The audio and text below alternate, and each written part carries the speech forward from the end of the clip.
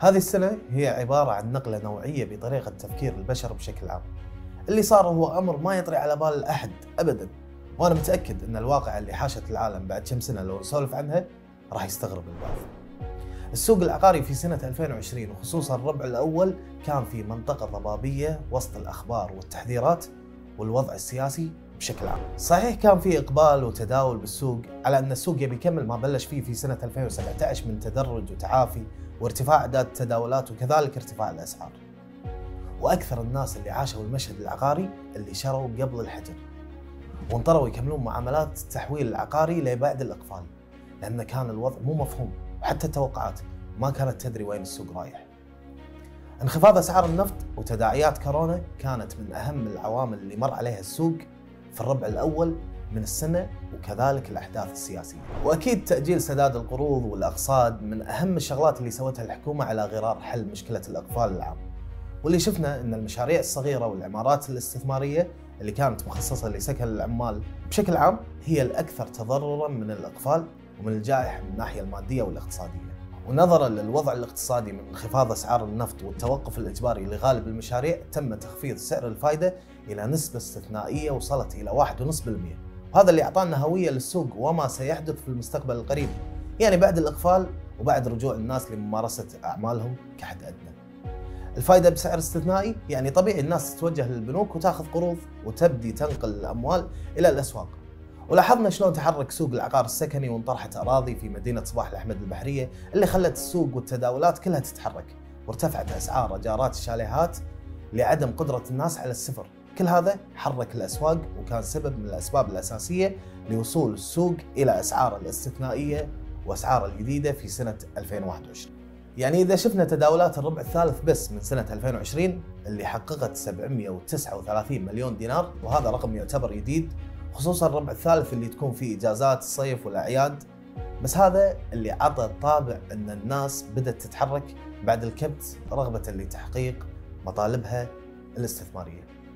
ولو نلاحظ مو بس الأسواق العقارية اللي عطت أسعار جديدة، حتى أسواق السلع والسيارات وكذلك الكماليات كلها حققت أسعار جديدة. ونذكر الطوابير اللي كانت في المجمعات التجارية، وكذلك حتى السيارات اللي طول وكانت الناس تبيع حتى دورهم.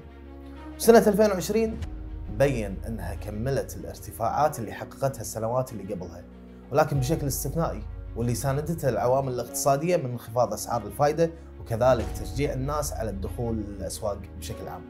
ولا شك أن سنة 2021 تحركت بحركة قوية مدفوعة من سنة 2020، وكذلك استمرار طرح أراضي مدينة صباح الأحمد البحرية اللي خلى كل الناس تهتم بالموضوع على أثر زيادة الأسعار وزيادة الإيجارات، وكان الناس تبي تستثمر، فشافت أن هذا المشروع مشروع جيد. يعني سنة 2021 جت نتائجها بالارتفاع والنشاط الكبير والتداولات اللي حققتها بدأت تعطي إشارات بمواجهة التضخم خصوصاً في الأرباع الأخيرة وبعد التعافي والتقليل من مواجهة الجائحة وتداعياتها.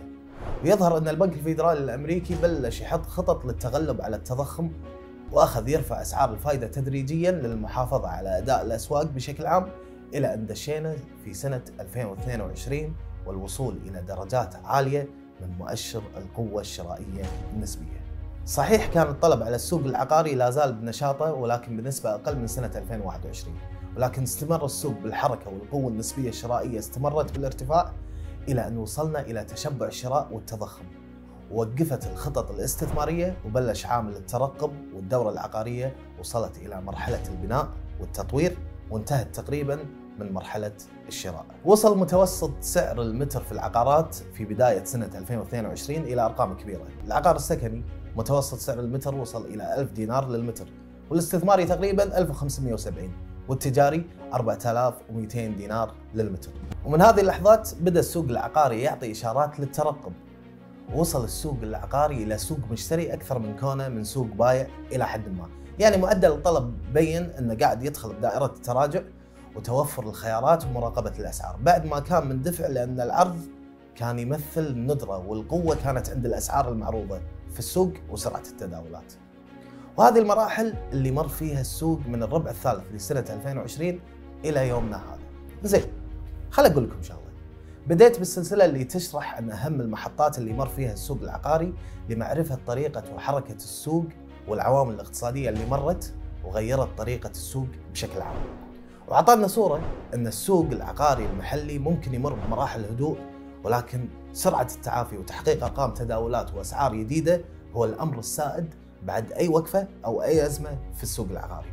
ولذلك دراسة الماضي هو أمر مهم لمن يريد التخطيط للمستقبل. وتملك العقار بالكويت هو بحد ذاته فرصة استثمارية طويلة المدى، وارتفاع الأسعار أصبح أمر مؤكد على ما حققه السوق في السنوات اللي طافت أو من بداية التداولات العقارية في الكويت. فسوق العقار هو أرض خصبة لتطوير رؤوس الأموال وبداية المشاريع ولو كانت الأسعار اليوم عالية. فالاستثمار العقاري هو استثمار أخذ طابع طول المدى، وحركة السوق حركة متزايدة مرورا بالدورات الاقتصادية والدورات العقارية، فلا بد الاستفادة من التاريخ. من هنا على أن نلتقي بسلسلة أخرى تفيد لدراسة السوق من عدة جهات، وشكرا جزيلا.